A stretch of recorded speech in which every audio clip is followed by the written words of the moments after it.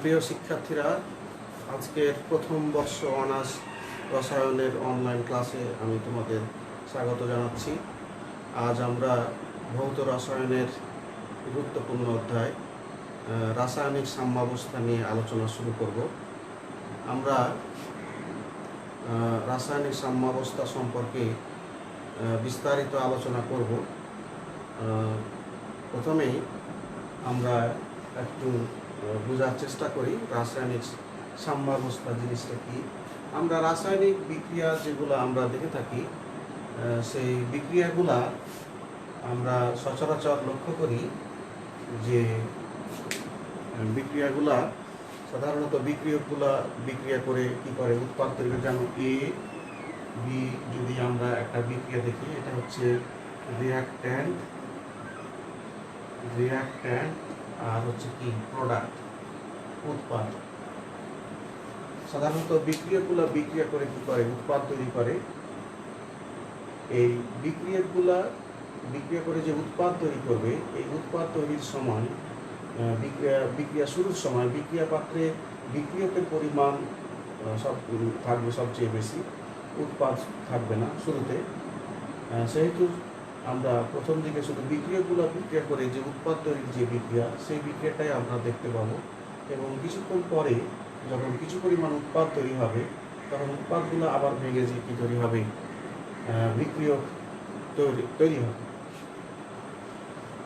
এই দুইমুখী বিক্রিয়ায় একসময় চলতে থাকবে, যে অবস্থায় বিক্রিয়কগুলো বিক্রিয়া করে উৎপাদ তৈরির হার এবং উৎপাদগুলো ভেঙে যে বিক্রিয়ক তৈরির হার, এই দুই দিকের বিক্রিয়ার হার সমান হবে। সেই অবস্থাকেই আমরা বলবো কি রাসায়নিক সাম্যাবস্থা। আমরা রাসায়নিক সাম্যাবস্থা বিষয়টা ব্যাখ্যা করার জন্য এখানে আমরা একটু আলোচনা করি। আমরা ফিজিক্সটা সাধারণত এই ধরনের, এখানে আমরা একটা কাঠের টুকরা নিয়েছি। কাঠের টুকরা নিয়ে আমি এই দিক থেকে যে পরিমাণ বল প্রয়োগ করছি, ঠিক বিপরীত দিক থেকে যদি আমি একই পরিমাণ বল প্রয়োগ করি, তাহলে এই কাঠের টুকরাটা কোনো দিকেই যাবে না, এই জায়গায় কি থাকবে, স্থির থাকবে। তাহলে আমরা কোনো কাজ করছি, এই দিক থেকেও বল প্রয়োগ করছি, এই দিক থেকেও বল প্রয়োগ, সমান পরিমাণ বল প্রয়োগ করছি। এখানে কিন্তু বিষয়টা থেমে থাকে না, কিন্তু কাঠের টুকরাটার কোনো প্রকার নড়াচড়া আমরা এখানে সে স্থির অবস্থায় আছে, কারণ দুই দিক থেকে প্রয়োগকৃত বলের পরিমাণ কি সমান। এটাও একটা সাম্যাবস্থা, এটাকে আমরা বলি স্ট্যাটিক ইকুইলিব্রিয়াম। এখানে আমরা একটা কাঁচের পাত্র নিয়েছি। কাঁচের পাত্রে আমরা কিছু পরিমাণ পানি ভর্তি করেছি। পানি ভর্তি করে আমরা উপরে একটা ট্যাপ দিয়েছি, নিচে একটা ট্যাপ দিয়েছি। উপরে ট্যাপের ব্যাসার্ধ বা ব্যাস যে পরিমাণ, নিচের ট্যাপেরও ব্যাস কি পানি সেই একই ব্যাসের আমরা দিয়েছি। এখন আমরা যদি এখানে একটা চোখ রাখি, এই লেভেল বরাবর যদি আমরা একটা চোখ রাখি, তাহলে এখানে আমরা যে হারে পানি এখানে আমি ফেলবো, এখানে 1 ফোঁটা 2 ফোঁটা 3 4 ফোঁটা, একইভাবে যদি 1 2 3 4 5 ফোঁটা পানি 4 ফোঁটা পরে 4 ফোঁটা যদি বের হয়ে যায়, তাহলে আমরা এখানে পানির উচ্চতার পানির লেভেলের কোনো পরিবর্তন দেখতে পাবো না। এখানে যে হারে পানি এই ট্যাঙ্কে পড়ছে, একই হারে পানি এখান থেকে কী হয়ে যাচ্ছে, বের হয়ে যাচ্ছে। তাহলে এখানে ট্যাঙ্কে পানি প্রবেশের হার এবং বের হয়ে যাওয়ার হার, এই দুইটার হার যেহেতু সমান, এই জন্য আমরা উচ্চতার কোনো পার্থক্য লক্ষ্য করতে পারবো না। কিন্তু ট্যাঙ্কে পানি প্রবেশ করা এবং ট্যাঙ্ক থেকে পানি বের হয়ে যাওয়া, এই দুটা প্রক্রিয়ায় কিন্তু কি ঘটছে, এখানে কোনো স্থির অবস্থা নাই। এটাকে যদি আমরা ফরওয়ার্ড রিয়াকশানে, ট্যাঙ্কে পানি প্রবেশকে যদি আমরা ফরওয়ার্ড রিয়াকশানের সাথে তুলনা করি এবং পানি বের হয়ে যাওয়াকে যদি আমরা ব্যাকওয়ার্ড রিয়াকশানের সাথে তুলনা করি, তাহলে এই দুইটা যখন সমান হচ্ছে, তখন এই উচ্চতার কোনো একটা পার্থক্য হচ্ছে না। তো এটাও একটা সাম্যাবস্থা। এটা যেহেতু পানি প্রবেশ এবং পানি বের দুটাই ঘটছে, এই জন্য এটাকে বলছি আমরা কি ডাইনামিক ইকুইলিব্রিয়াম বা সচল সাম্যাবস্থা। তাহলে আমরা সাম্যাবস্থা জিনিসটা নিশ্চয় আমরা বোঝার চেষ্টা করেছি। এখন রাসায়নিক সাম্যাবস্থা যে বিষয়টা, সেই বিষয়টা শুধুমাত্র আমরা আলোচনা পরবর্তীতে আমরা বিস্তারিত আলোচনা করব। এখন একটা কথা বলে রাখি, শুধুমাত্র উভমুখী বিক্রিয়ার ক্ষেত্রে প্রযোজ্য। তার মানে বিক্রিয়াগুলোকে আমরা দুই ভাগে ভাগ করতে পারি, একগুলো হচ্ছে উভমুখী বিক্রিয়া, একগুলো হচ্ছে কি একাভিমুখী বিক্রিয়া। এই দুই ধরনের বিক্রিয়া সম্পর্কে আমরা এখন একটু আলোচনা করব, বা রাসায়নিক সাম্যাবস্থা কিভাবে আসলো সেটা নিয়ে আমরা একটু এখন আলোচনা করব। তাহলে এখান থেকে আমরা এটুকুই বলতে পারি যে সাম্যাবস্থায় সম্মুখ বিক্রিয়া বা সম্মুখ প্রক্রিয়া এবং পশ্চাৎ প্রসেস যেটা, এই দুটা হার কিভাবে সমান হবে। এখন আমরা রাসায়নিক সাম্যাবস্থা বা উভমুখী বিক্রিয়া, এই একাভিমুখী ধারণাটা কিভাবে আসলো আমরা একটু দেখি। আমরা sodium carbonate plus calcium chloride যদি আমরা বিক্রিয়াটা দেখি, তাহলে আমরা দেখব sodium chloride plus calcium carbonate. এই বিক্রিয়াটা সোডিয়াম কার্বনেট সাথে ক্যালসিয়াম ক্লোরাইডের বিক্রিয়াটা আমরা সহজেই ঘটে। সাধারণত বিক্রিয়ার পুরাতন ধারণা অনুযায়ী যে বিক্রিয়ক পদার্থগুলার সাথে কোনো একটা বিক্রিয়ক পদার্থের সাথে অন্য কোনো বিক্রিয়ক পদার্থের আসক্তির কারণে সাধারণত বিক্রিয়কগুলো একজনের সাথে আরেকজন কী হয় যুক্ত হয়ে কী করে উৎপাদ তৈরি করে। তো আমরা এই বিক্রিয়াটা একইভাবে আমরা ল্যাবরেটরিতে সংঘটিত করতে পারি। সোডিয়াম কার্বনেটের সাথে ক্যালসিয়াম ক্লোরাইড দিতে সোডিয়াম ক্লোরাইড আর কি ক্যালসিয়াম কার্বনেট তৈরি যে বিক্রিয়া, এই বিক্রিয়াটা ল্যাবরেটরিতে ঘটে। বার্থেলো নামে একজন বিজ্ঞানী মিশরের সমুদ্র উপকূলে তিনি একদিন হাঁটছিলেন, এবং হাঁটার সময় তিনি লক্ষ্য করলেন যে সমুদ্র উপকূলে প্রচুর পরিমাণ ফেনা কি হয়েছে, জমা হয়ে আছে। তো তিনি এই ফেনা জমার রহস্য, কি কারণে এত ফেনা জমা হয়েছে সমুদ্র উপকূলে, এটা তিনি জানার চেষ্টা করলেন। তিনি চেষ্টা করলেন সাধারণত যদি সোডিয়াম কার্বনেট থাকে, সোডিয়াম কার্বনেট পানির সাথে বিক্রিয়া করে ফেনা তৈরি, পানির সাথে ফেনা তৈরি হতে পারে।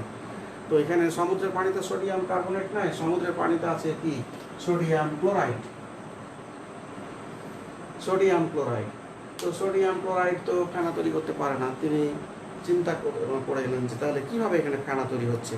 পরের দিন তিনি আবার যে হাঁটতে হাঁটতে ওই সমুদ্র তট ধরে হাঁটতে কিছু দিক যেয়ে দেখলেন সমুদ্রের লাগোয়া কি আছে, একটা পাহাড় আছে, এবং সমুদ্রের পানিগুলো সেই পাহাড়ে কি হচ্ছে আছড়িয়ে পড়ছে। পাহাড়ে যে পাথর আছে মানে ক্যালসিয়াম কার্বনেট, আর সমুদ্রের পানিতে আছে কি সোডিয়াম ক্লোরাইড। তাহলে তুমি এইরকম একটা বিক্রিয়া, যে পাহাড়ের পাথর তার সাথে সমুদ্রের পানিতে বিদ্যমান সোডিয়াম ক্লোরাইড, তাহলে তৈরি হয় sodium carbonate plus calcium chloride. তাহলে এই বিক্রিয়া যদি ঘটে তাহলে সেখানে সোডিয়াম কার্বনেট তৈরি হবে, সমুদ্রের পানির সোডিয়াম ক্লোরাইড পাহাড়ের ক্যালসিয়াম কার্বনেটের সাথে বিক্রিয়া করে যদি সোডিয়াম কার্বনেট তৈরি করে, তাহলে কি হবে, ওই ফেনা সৃষ্টির রহস্যটা কি হয়, উন্মোচন হয়। তিনি ল্যাবরেটরিতে যে ক্যালসিয়াম কার্বনেটের সাথে সোডিয়াম ক্লোরাইডের বিক্রিয়া করে দেখলেন যে না, কোনো প্রকার বিক্রিয়া সংঘটিত হচ্ছে না। তিনি আবার ফিরে গেলেন সেখানে, যে ওখানে অনেকক্ষণ বসে চিন্তা করে দেখলেন যদি বিক্রিয়ক উভয়েরই ঘনমাত্রা খুব বেশি বা পরিমাণ খুব বেশি পরিমাণে থাকে, তাহলে সেই ক্ষেত্রে এই বিক্রিয়া কী হতে পারে, সংঘটিত হতে পারে। তিনি ল্যাবরেটরিতে এসে উভয়ের বিক্রিয়কের ঘনমাত্রা পরিবর্তন করে দেখলেন যে না, এই বিক্রিয়কের ঘনমাত্রা খুব বেশি, অত্যাধিক পরিমাণে বৃদ্ধি করলে এই বিক্রিয়া কী হয়, সংঘটিত হয়। তাহলে যে বিক্রিয়াটা আগে জানা যেত যে সংঘটিত, ল্যাবরেটরিতে সংঘটিত হয় না, সেই বিক্রিয়াটাও কী হয়, সংঘটিত হচ্ছে। আজ এই ধরনের বিক্রিয়া যেগুলো দুই দিক থেকেই ঘটার সম্ভাবনা থাকছে, সেই ধরনের বিক্রিয়াগুলোকে তিনি তখন নাম দিলেন কি, উভমুখী বিক্রিয়া বা রিভার্সিবল রিঅ্যাকশন।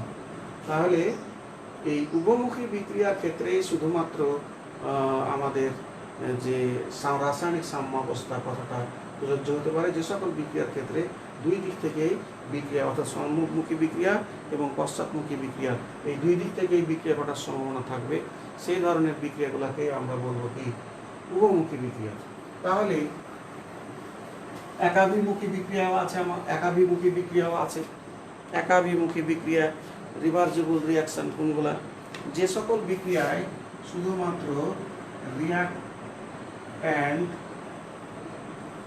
বিক্রিয়কগুলো বিক্রিয়া করে সরাসরি প্রোডাক্ট তৈরি করবে, উৎপাদ তৈরি করবে এবং কোনো ধরনের পশ্চাৎমুখী বিক্রিয়া ঘটার সম্ভাবনা থাকবে না, সে সকল বিক্রিয়া হচ্ছে ইররিভার্সিবল রিঅ্যাকশন বা একাভিমুখী বিক্রিয়া।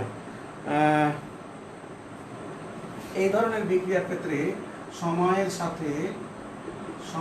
সাথে ঘনমাত্রা হ্রাস ঘটে। সময়ের সাথে বিক্রিয়কের ঘনমাত্রা হ্রাস ঘটবে, আর সময়ের সাথে এক্ষেত্রে উৎপাদের বা প্রোডাক্টের ঘনমাত্রার বৃদ্ধি ঘটবে এবং এক পর্যায়ে সমস্ত বিক্রিয়ক বিক্রিয়া করে কিসে পরিণত হবে? উৎপাদে পরিণত হবে। কোনো বিক্রিয়ক কি থাকবে না, আর অবশিষ্ট থাকবে না। যেমন আমরা অ্যাসিড বেস যেগুলা বিক্রিয়া ঘটে, আমরা সেই বিক্রিয়াগুলা সল্ট প্লাস ওয়াটার এই ধরনের বিক্রিয়াগুলোতে, যেমন HCl এর সাথে যদি সোডিয়াম হাইড্রোক্সাইড বিক্রিয়া করে তাহলে সোডিয়াম ক্লোরাইড প্লাস পানি, আর কোনো অ্যাসিড বা কোনো ক্ষার থাকে না, সম্পূর্ণটাই বিক্রিয়া করে কি করে? লবণ এবং পানি। তীব্র অ্যাসিড এবং তীব্র ক্ষার যদি হয় তাহলে সেক্ষেত্রে তারা সম্পূর্ণভাবে বিক্রিয়া করে সোডিয়াম ক্লোরাইড এবং পানি তৈরি করে, এবং এক্ষেত্রে এদের বিক্রিয়া দ্বারা আবার কোনোভাবে এই অ্যাসিড এবং ক্ষার তৈরি। এই ধরনের বিক্রিয়াগুলোকে আমরা কি বলতে পারি? একাভিমুখী বিক্রিয়া বলতে পারি। আবার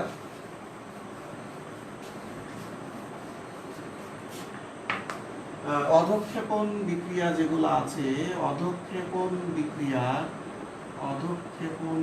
বিক্রিয়াগুলা যেমন সিলভার নাইট্রেট দ্রবণের সাথে যদি আমরা সোডিয়াম ক্লোরাইডের বিক্রিয়া ঘটাই তাহলে যেটা হবে সিলভার ক্লোরাইড প্লাস কি হবে? সোডিয়াম নাইট্রেট তৈরি হবে। এখানে সিলভার ক্লোরাইডের অধঃক্ষেপ পড়বে। এই অধঃক্ষেপকে আমরা সরাই ফেললে এই ক্ষেত্রে আর কোনো পশ্চাৎমুখী বিক্রিয়া, যে স্থায়ী অধঃক্ষেপ পড়েছে সেই ক্ষেত্রে আর কোনো পশ্চাৎমুখী বিক্রিয়া ঘটার কোনো সম্ভাবনা থাকে না। আবার দহন যে বিক্রিয়াগুলো আছে, কম্বাসন যে বিক্রিয়াগুলো আছে, দহন বিক্রিয়া, যেমন কার্বনকে যদি অক্সিজেনে দহন করা হয় তাহলে কার্বন ডাইঅক্সাইড প্লাস হিট তৈরি হয়, এখানে তাপ বেড়ে চলে যায়। এই ধরনের বিক্রিয়াগুলোও একে আবার যদি হিট চলে যায় এই ধরনের বিক্রিয়াগুলোকে আর পশ্চাৎ দিকে ঘটানো যায় না। তাহলে এই ধরনের বিক্রিয়াগুলো হচ্ছে কি? একাভিমুখী বিক্রিয়া।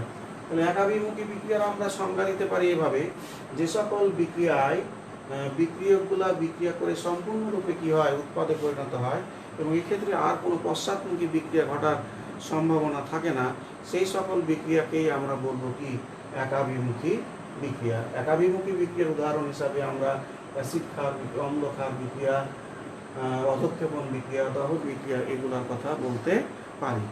আবার উভমুখী বিক্রিয়া যেগুলো আছে সেই উভমুখী বিক্রিয়াগুলা আমরা আলোচনা করেছি। উভমুখী বিক্রিয়ায় যে ঘটনাটা ঘটে সেই ক্ষেত্রে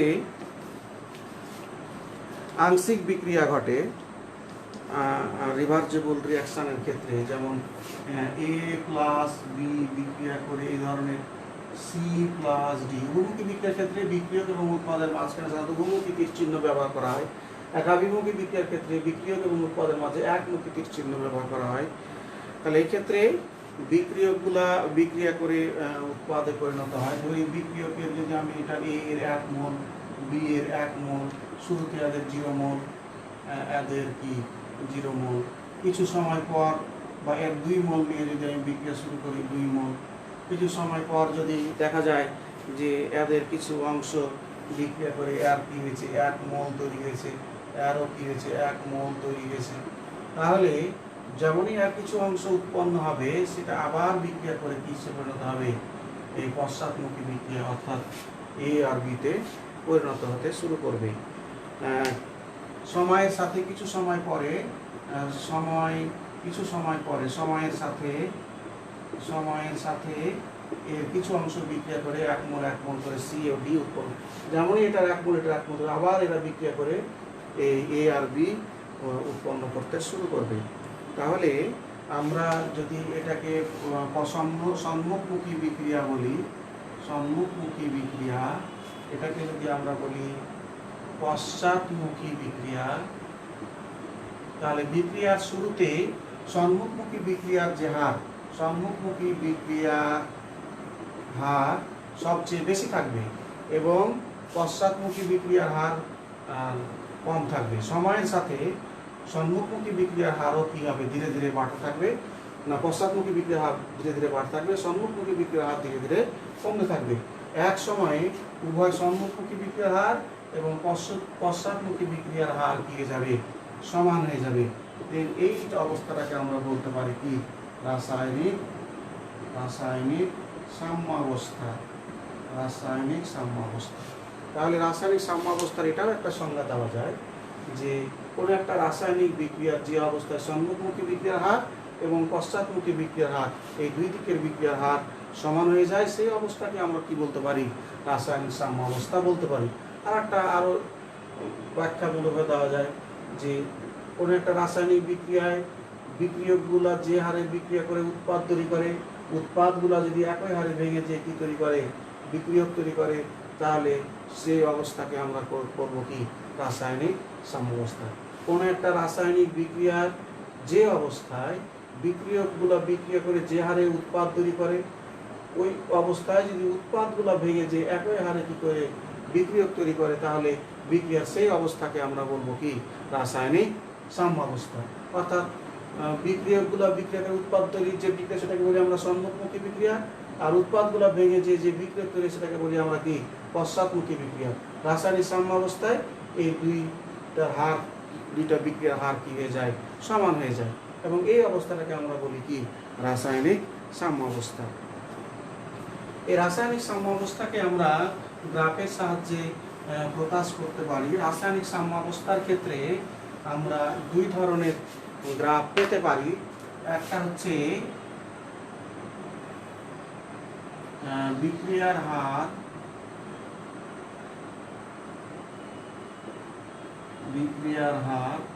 আর হচ্ছে কি সময়।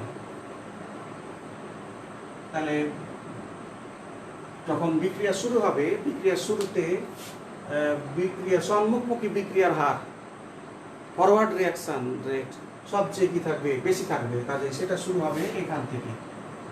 আর সময়ের সাথে সাথে সম্মুখমুখী বিক্রিয়ার হার আস্তে আস্তে কি হয়, কমতে থাকে। তাহলে সম্মুখমুখী বিক্রিয়ার হার সবচেয়ে বেশি থাকবে এবং সেটা এক সময় কমতে থাকবে। আর পশ্চাৎমুখী বিক্রিয়ার হার শুরুতে একবার শূন্য থেকে শুরু হবে, যেহেতু বিক্রিয়ার শুরুতে বিক্রিয়া পাত্রে কোনো উৎপাদ থাকে না, সময়ের সাথে সাথে উৎপাদ সৃষ্টি হয়, সেহেতু বিক্রিয়ার শুরুতে যেহেতু বিক্রিয়া পাত্রে উৎপাদ থাকবে না, সেহেতু বিক্রিয়ার হার পশ্চাৎমুখী বিক্রিয়ার হার শুরু হবে থেকে শূন্য থেকে। সময়ের সাথে সাথে যতই উৎপাদ তৈরি হবে, পশ্চাৎমুখী বিক্রিয়ার হারও ধীরে ধীরে কি হতে থাকবে, বাড়তে থাকবে।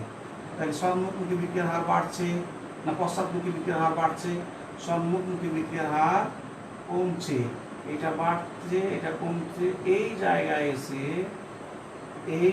এসে দুইটা বিক্রিয়ার হার কি হয়ে গেল, এই পয়েন্টটা হচ্ছে কি আমাদের এই সময়ে, যে এই সময়টাকে আমরা বলছি কি, রাসায়নিক সাম্যাবস্থা। এটা হচ্ছে সম্মুখমুখী বিক্রিয়ার হার,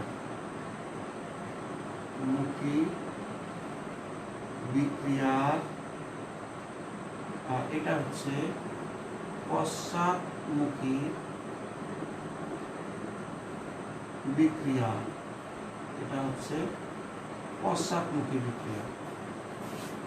আর একটা গ্রাফ আমরা আঁকাতে পারি, সেটা হচ্ছে এদিকে হচ্ছে বিক্রিয়কের ঘনমাত্রা, এদিকে আমরা দিতে পারি ঘনমাত্রা, বিক্রিয়কের ঘনমাত্রা, আর এদিকে কি, সময়। তাহলে বিক্রিয়ার শুরুতে বিক্রিয়কগুলোর ঘনমাত্রা সবচেয়ে বেশি থাকে, এটাও থেকে শুরু হবে, সময়ের সাথে সাথে ঘনমাত্রা কমতে থাকে। আবার বিক্রিয়ার শুরুতে উৎপাদের ঘনমাত্রা সবচেয়ে কম থাকে, আস্তে আস্তে এটা বাড়তে থাকে। এক সময় দুইটা বিক্রিয়কের ঘনমাত্রা আর এটা হচ্ছে উৎপাদের ঘনমাত্রা, এটা হচ্ছে বিক্রিয়কের ঘনমাত্রা, এটা হচ্ছে উৎপাদের ঘনমাত্রা। এখানে কিন্তু এরা ক্রস করে। ঘন বিক্রিয়ার হার রাসায়নিক সাম্যাবস্থার জন্য অত্যাবশ্যকীয় শর্ত হচ্ছে যে তাদের দুই দিকের বিক্রিয়ার হার কি হতে হবে, সমান হতে হবে। কাজে একটা পয়েন্টে যে রাসায়নিক যে অবস্থায় সমান হবে, কিন্তু তারা বিক্রিয়কের ঘনমাত্রা যেটা, বিক্রিয়কের ঘনমাত্রার ক্ষেত্রে বিক্রিয়কের ঘনমাত্রা কি হবে, কনস্ট্যান্ট হবে। রাসায়নিক সাম্যাবস্থায় যখন কোনো একটা রাসায়নিক বিক্রিয়া সাম্যাবস্থায় পৌঁছবে, সে অবস্থায় বিক্রিয়ক এবং উৎপাদের ঘনমাত্রা কি হবে, কনস্ট্যান্ট হবে, এটা স্থির মানে পৌঁছবে। কাজে তারা এই অবস্থায় গিয়ে তারা একই সমান, আর ঘনমাত্রার কোনো পরিবর্তন হচ্ছে না, বিক্রিয়কের ঘনমাত্রার পরিবর্তন হচ্ছে না, উৎপাদেরও ঘনমাত্রার পরিবর্তন হচ্ছে না।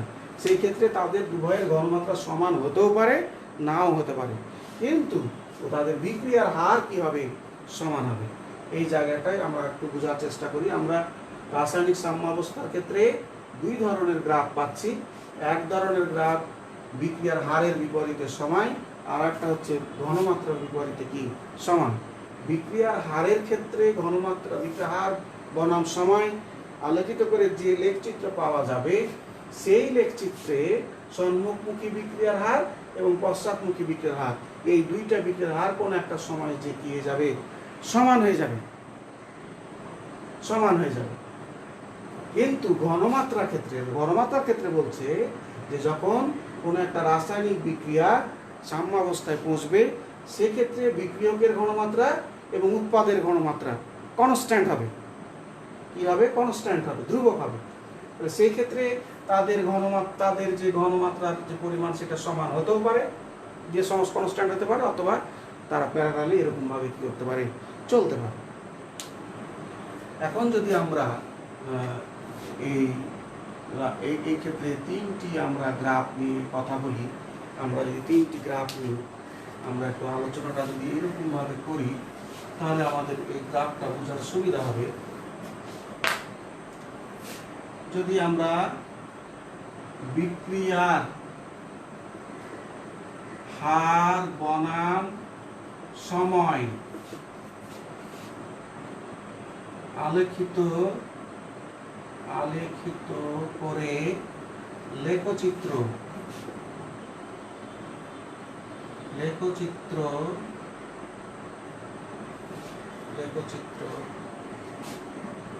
তাহলে আমরা যদি তিনটা লেখচিত্র আঁকি, তাহলে দেখি আমরা কোনটা সঠিক হয়।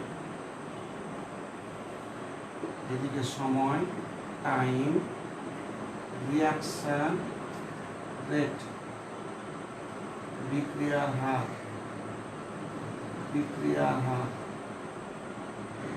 রিয়াকশন রেট, বিক্রিয়ার হার। তাহলে আমরা একটা এরকম পেলাম, সমান হলো। আর একটা গ্রাফ যদি আমরা আঁকা এরকম, সময়টি, রিয়াকশন রেট,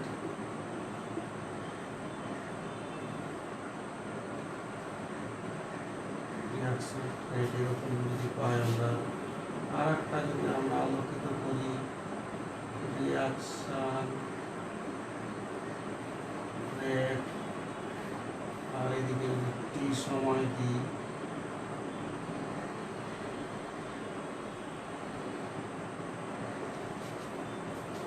তাহলে আমাদের প্রশ্ন হতে পারে যে বিক্রিয়ার হার বনাম সময় আলোকিত করে আমরা এখানে যে তিন ধরনের গ্রাফ আঁকেছি, এই তিন ধরনের গ্রাফের ক্ষেত্রে কোন গ্রাফটি সঠিক, এটা সঠিক না, এটাও সঠিক না, এটাও সঠিক না, কি একটা সঠিক বা দুটা সঠিক, একটা।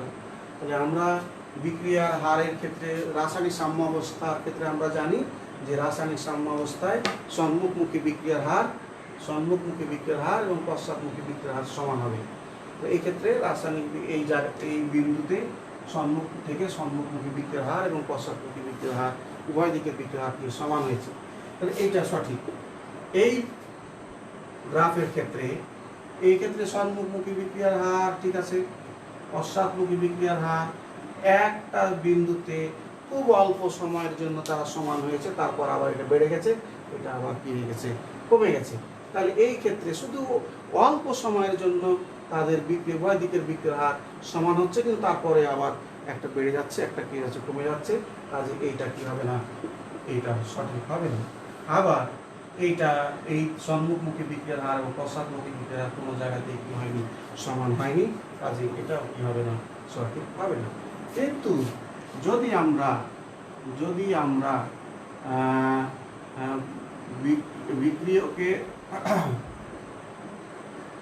বিক্রিয়কের ঘনমাত্রা বনাম সময় আলোকিত করে আমরা লেখচিত্র বনাম সময় লেখচিত্র অঙ্কন করি, লেখচিত্র যদি আমরা অঙ্কন করি তাহলে কি দেখা যাবে? তাহলে এইদিকে হচ্ছে সময় টি, এদিকে হচ্ছে ঘনমাত্রা কনসেন্ট্রেশন। তাহলে একটা পেলাম আমরা এইরকম, একটা পেলাম আমরা এইরকম। আর একটা যদি আমরা লেখচিত্র আঁকাই, কনসেন্ট্রেশন এইদিকে আর এইদিকে কি হচ্ছে, সময় টি। এবার আমরা পেলাম এইরকম।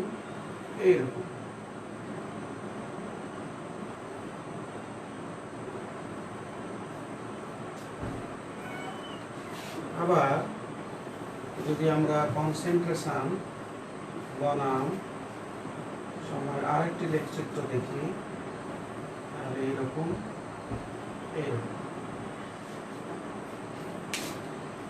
তাহলে রাসায়নিক সাম্যাবস্থার ক্ষেত্রে ঘনমাত্রার বিষয়টা কি বলা হচ্ছে, যে কোনো একটা রাসায়নিক বিক্রিয়া যখন সাম্যাবস্থায় পৌঁছবে তখন বিক্রিয়ক এবং উৎপাদের ঘনমাত্রা একটা স্থির মানে পৌঁছবে, অর্থাৎ তাদের ঘনমাত্রা কি হবে, কনস্ট্যান্ট হবে। তাহলে এই ক্ষেত্রে বিক্রিয়কের ঘনমাত্রা এই বিন্দুর পর থেকে একটা স্থির মানে চলছে, উৎপাদগুলোর ঘনমাত্রাও এই বিন্দুর পর থেকে কি চলছে, একটা স্থির মানে বলতে। এটা এই লেখচিত্রটা কি সঠিক?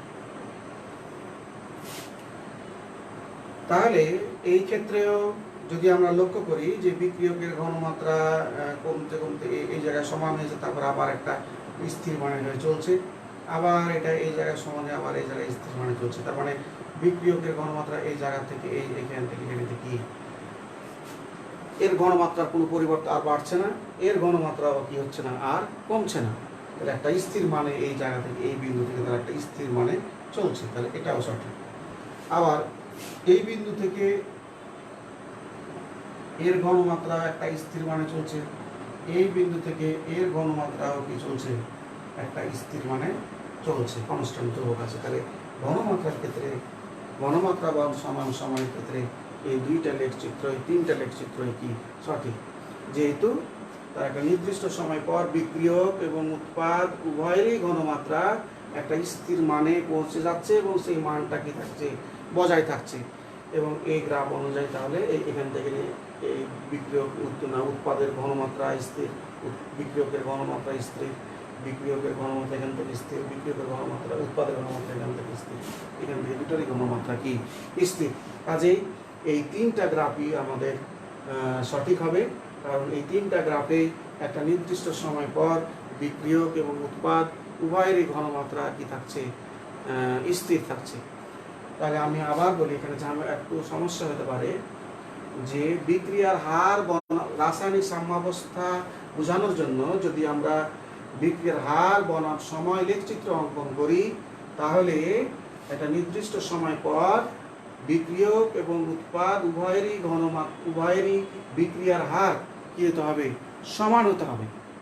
এখানে সমান হয়েছে, এই গ্রাফ সঠিক, সমান হয় নাই, সঠিক নয়, সমান হয় নাই, সঠিক না, বিক্রিয়ার হার সমান হয় নাই। রাসায়নিক সাম্যাবস্থার ক্ষেত্রে বিক্রিয়ক এবং উৎপাদের ঘনমাত্রার ক্ষেত্রে যে বিষয়টা আছে সেটা হলো তাদের ঘনমাত্রা ধ্রুবক হতে হবে, কনস্ট্যান্ট হতে হবে। কোনো একটা সময় পর রাসায়নিক সাম্যাবস্থায় পৌঁছলে তাদের ঘনমাত্রা কি হবে, কনস্ট্যান্ট হবে। এই ক্ষেত্রে বিক্রিয়কের ঘনমাত্রা এবং উৎপাদের ঘনমাত্রা এই জায়গায় কনস্ট্যান্ট, স্থির মানে 25, তাহলে এটা হচ্ছে কি সঠিক। এইখান থেকে স্থির মানে দুটোই সঠিক, এখান থেকে কনস্ট্যান্ট হয়েছে, স্থির হয়ে আছে, এই জন্য এই তিনটা গ্রাফই এই ক্ষেত্রে কি সঠিক।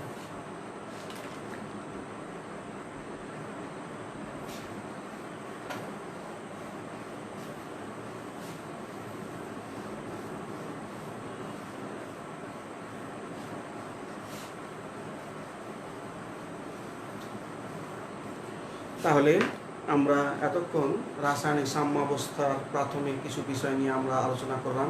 রাসায়নিক সাম্যাবস্থা কি, সাম্যাবস্থা ধারণাটা কিভাবে আসলো, রাসায়নিক সাম্যাবস্থা কোন ধরনের বিক্রিয়ার ক্ষেত্রে প্রযোজ্য, রাসায়নিক সাম্যাবস্থা শুধুমাত্র উভমুখী বিক্রিয়ার ক্ষেত্রে প্রযোজ্য, উভমুখী যেহেতু বিক্রিয়া আছে সেটা আর এক ধরনের বিক্রিয়া আছে, একাভিমুখী বিক্রিয়া আছে, এই বিক্রিয়া সম্পর্কে আমরা একটু জেনেছি। আমরা রাসায়নিক সাম্যাবস্থা বিষয়টা আমরা গ্রাফে আলোকিত করে বোঝার চেষ্টা করেছি। বিক্রিয়ার হার বনাম সময়, বিক্রিয়ার ঘনমাত্রা বনাম সময়, দুই ধরনেরই গ্রাফ অঙ্কন করে আমরা দেখেছি কোনটার ক্ষেত্রে কত ধরনের গ্রাফ হতে পারে সেটাও আমরা দেখেছি। এখন আমরা যে বিষয়টা নিয়ে আলোচনা করব সেটা হচ্ছে রাসায়নিক সাম্যাবস্থার বৈশিষ্ট্য। রাসায়নিক সাম্যাবস্থার বৈশিষ্ট্য।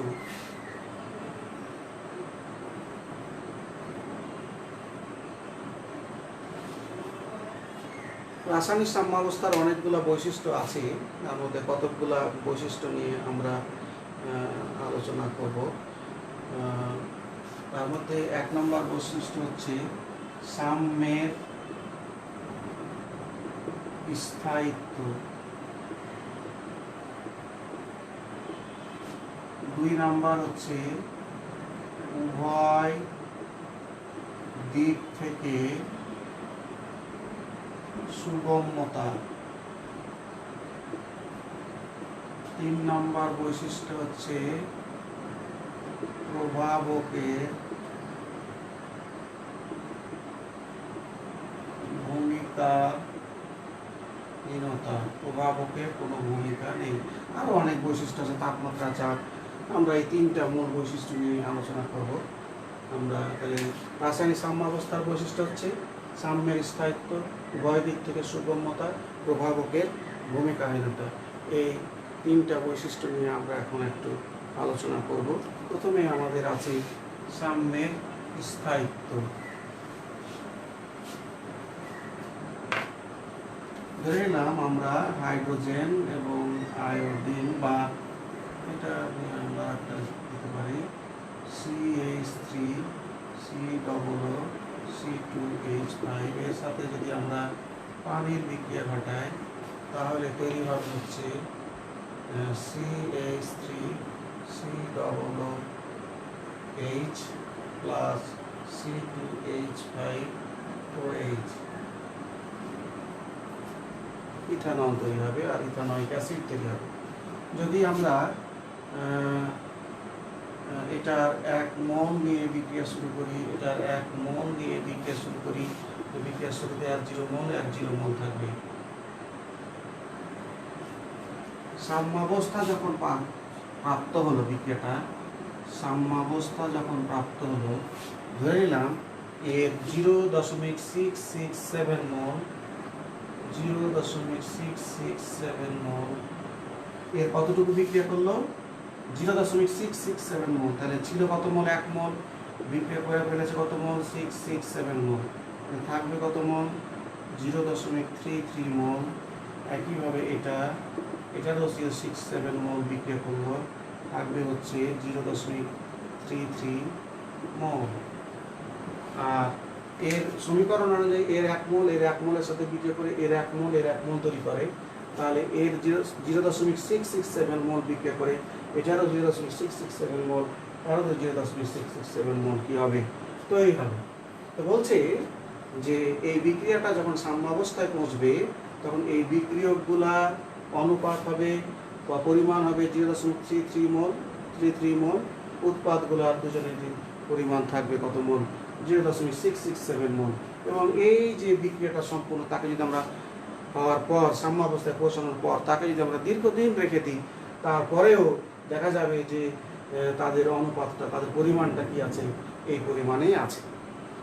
এটাকেই বলছি আমরা। অর্থাৎ আমরা বলতে পারি কোনো একটা রাসায়নিক বিক্রিয়া যদি একবার সাম্যাবস্থায় পৌঁছে যায়, তাহলে তার গুরুত্বপূর্ণ কয়েকটা নিয়ামক, যেমন তাপমাত্রা, চাপ এবং ঘনমাত্রা, এই তিনটার যদি কোনো পরিবর্তন ঘটানো না হয়, তাহলে সাম্যাবস্থায় পৌঁছানোর পরে বিক্রিয়কগুলোর যে অনুপাত থাকবে বা উৎপাদগুলোর যে অনুপাত থাকবে, সেটা অনেক দিন ধরে কি থাকবে, তার সেই স্থায়িত্বটা বজায় থাকবে। যদি না এই তিনটা নিয়ামক তাপমাত্রা, চাপ, ঘনমাত্রা কি করা হয়, পরিবর্তন করা হয়, তাহলে তার এই অনুপাতটা কি থাকবে, স্থির থাকবে।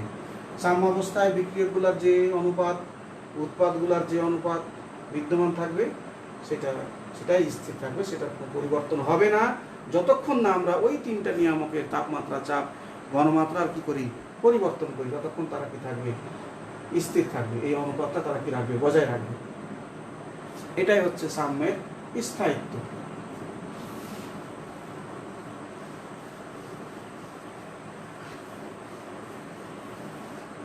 দুই নম্বর যে বৈশিষ্ট্যটা আমরা বলেছিলাম, উভয় দিক থেকে সুগম্যতা। আমরা এই দ্বিতীয় বৈশিষ্ট্যটা বলেছিলাম, উভয় দিক থেকে সুগম্যতা। উভয় দিক থেকে মানে বিক্রিয়কগুলা বিক্রিয়া করে যে হারে উৎপাদ তৈরি করে সেই বিক্রিয়া, এবং উৎপাদগুলা ভেঙে যে আবার বিক্রিয়কে পরিণত করার এই দুইটা দিক, সম্মুখমুখী বিক্রিয়ার দিক এবং পশ্চাৎমুখী বিক্রিয়ার দিক, দুই দিক থেকে বিক্রিয়া সংগঠন করে আমরা একই ফলাফল পাবো, একই জায়গায় পৌঁছবো আমরা। সেটা আমরা একটা বিক্রিয়া নিয়ে দেখি। ধরলাম নাইট্রোজেন এবং হাইড্রোজেন বিক্রিয়া করে কি তৈরি করে, অ্যামোনিয়া। এই বিক্রিয়ার হার আমরা একটা বদ্ধ পাত্রে নাইট্রোজেন এবং হাইড্রোজেন নিয়ে যদি আমরা কি করি, বিক্রিয়া বিদ্যুৎ স্ফুলিঙ্গ ঘটায়, তাহলে এরা বিক্রিয়া করে কি তৈরি করবে, অ্যামোনিয়া তৈরি করবে। যখন সাম্যাবস্থায় পৌঁছবে, সাম্যাবস্থায় এই নাইট্রোজেন এবং হাইড্রোজেনের 93% অবিক্রিয়িত অবস্থায় থেকে যাবে।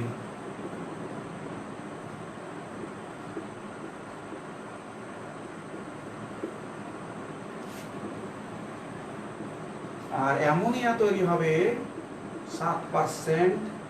অ্যামোনিয়া তৈরি হবে বিক্রিয়া করে, কতটুকু বিক্রিয়া করে, 7% বিক্রিয়া করে অ্যামোনিয়া তৈরি হবে।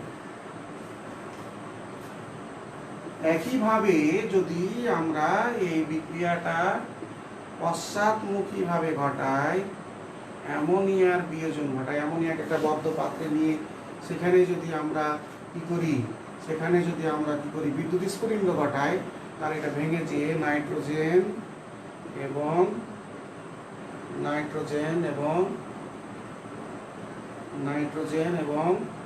হাইড্রোজেন তৈরি হবে। এক্ষেত্রেও সাম্যাবস্থা যখন পৌঁছবে, সাম্যাবস্থায় 7% অ্যামোনিয়া অবশিষ্ট থাকবে বা অবিক্রিয়ত থাকবে, অবিক্রিয়ত অবস্থায় থাকবে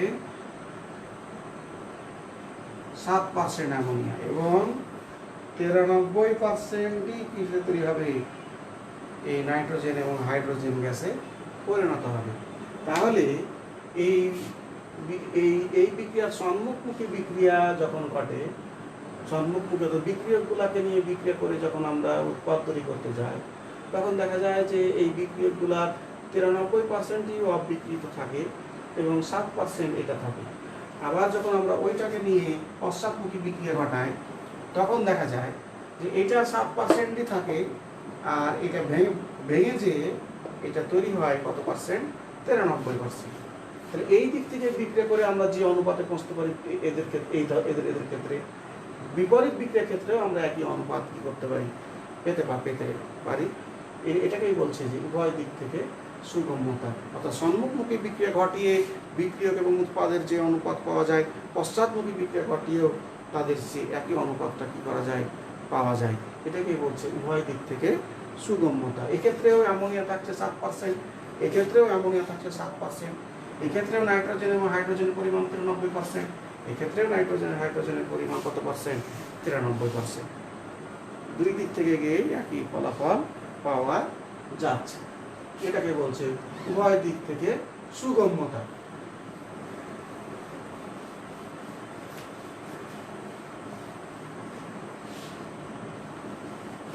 তিন নম্বর যে বৈশিষ্ট্য আমাদের সেটা হচ্ছে আমাদের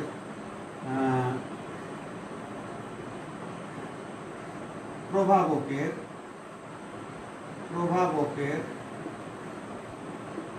ভূমিকাহীনতা।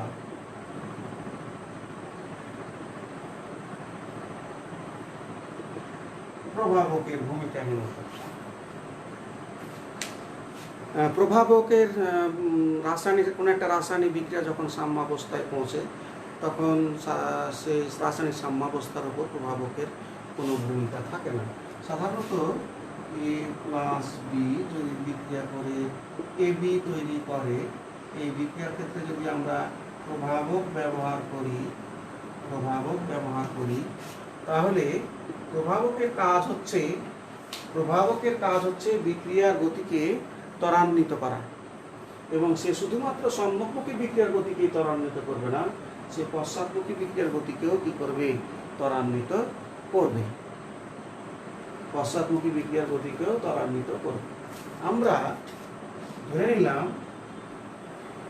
একটা পাহাড় আছে, আমাকে এই পাশ থেকে এই পাশে যেতে হলে এই পাহাড়ের চূড়া অতিক্রম করে যেতে হবে। এখন যদি আমি এখান দিয়ে একটা সুড়ঙ্গ কাটি, এখান থেকে আমি বিকল্প পথ তৈরি করলে এই পাশে যারা আছে, এই পাশে কে আছে? এ প্লাস বি, আর এই পাশে কে আছে? A B. এরা যে সুযোগটা পাবে, এরা তো সমভাবে কিভাবে এ বিও একইভাবে সেই সুযোগটা পাবে। তাহলে যদি আমরা এরকম বিকল্প পথ তৈরি করি, এই পাশের যারা আছে তারা যে সুযোগটা পাবে একইভাবে, তারা কি এখান দিয়ে আসতে, তারা এখান দিয়ে, এরা যেমন এখান দিয়ে যাবে, এরাও এখান দিয়ে কি করবে? যাবে। এই সুযোগটা পাওয়া। আমরা সক্রিয় শক্তির যে বিষয়টা আছে আর প্রভাবকের যে বিষয়টা আছে সেটা যদি আমরা দেখি,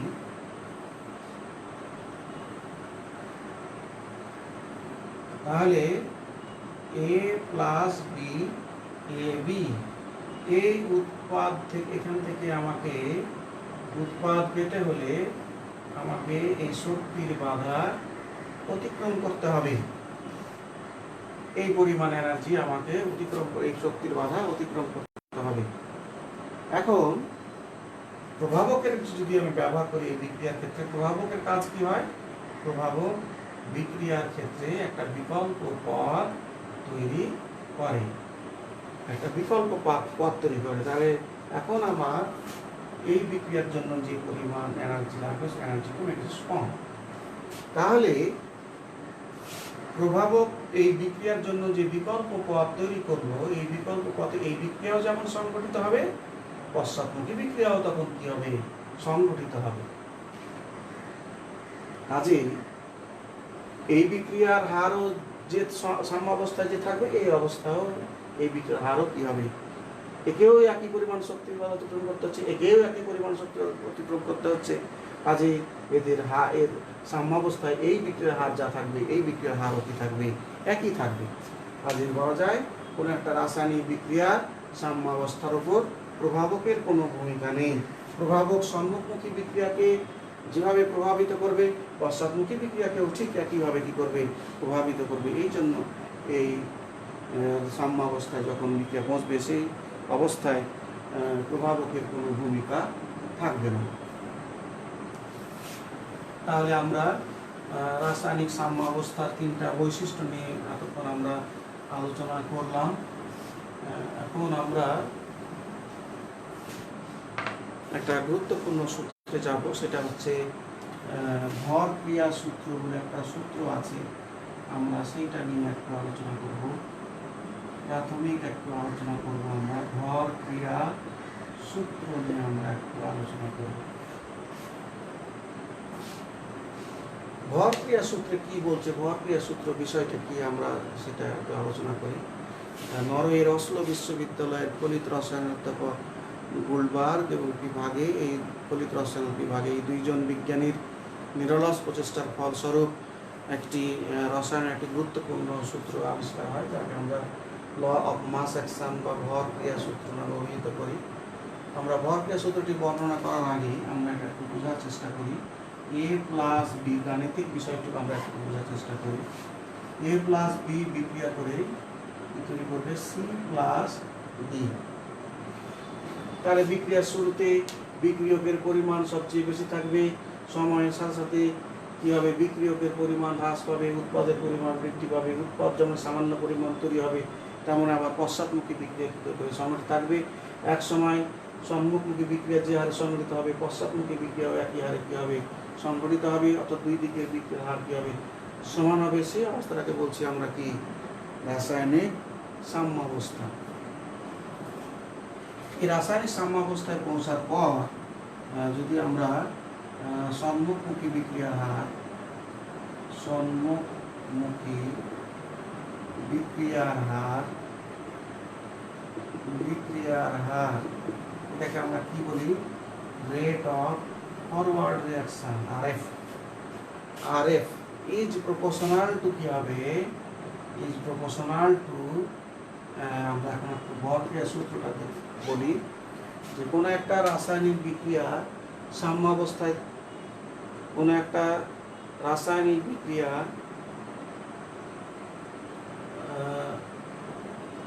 কোনো একটা উভমুখী বিক্রিয়ার সাম্যাবস্থায় ওই বিক্রিয়ার হার কি হবে, ওই সময়ে কোনো একটা বিক্রিয়ার হার, ওই সময়ে বিক্রিয়া পাত্রে উপস্থিত বিক্রিয়কগুলোর সক্রিয় ভরের কি হবে, সমানুপাতিক হবে। নির্দিষ্ট তাপমাত্রায় নির্দিষ্ট সময়ে কোনো একটা উভমুখী বিক্রিয়ার সাম্যাবস্থায় কী হবে, বিক্রিয়ার হার ওই সময় বিক্রিয়া পাত্রে উপস্থিত বিক্রিয়কগুলোর সক্রিয় ভরের কী হবে, সমানুপাতিক হবে। তাহলে বিক্রিয়ার হার সক্রিয় ভরের সমানুপাতিক। সক্রিয় ভর বলতে আমরা কি বুঝি, সক্রিয় ভর জিনিসটা কি, একটা বিক্রিয়া পাত্রে অনেকগুলো বিক্রিয়ক থাকে, সেই বিক্রিয়কগুলার যে সকল অণু সক্রিয়িত হয়ে কি করে, বিক্রিয়া অংশগ্রহণ করে, অর্থাৎ বিক্রিয়কগুলোর ভেতরে যত সংখ্যক বিক্রিয়ক অণু বিক্রিয়া অংশগ্রহণ করার উপযুক্ততা অর্জন করে, সেটাকে